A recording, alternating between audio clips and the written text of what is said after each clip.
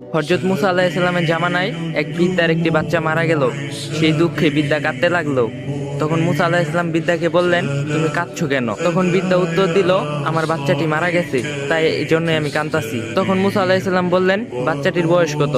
বৃদ্ধা উত্তর দিলেন, 350 বছর। মুসা আলাইহিস সালাম বললেন, তোমার এই বাচ্চাটি 350 বছর জীবিত ছিল, কিন্তু এমন একটা জামানা আসবে, সেই জামানার নবীর উম্মত মাত্র 60 থেকে 70 বছর বাঁচবে, আর সেই নবী হলো হযরত মুহাম্মদ সাল্লাল্লাহু আলাইহি সাল্লাম। তখন বৃদ্ধা অবাক হয়ে বললেন, তারা বালেক হবে? মুসা আলাইহিস সালাম উত্তর বললেন, হ্যাঁ, তারা বালেক হবে। বৃদ্ধা পুনরায় প্রশ্ন করলেন, তারা এই সামান্য সময়ে বিয়ে শাদী করতে পারবে?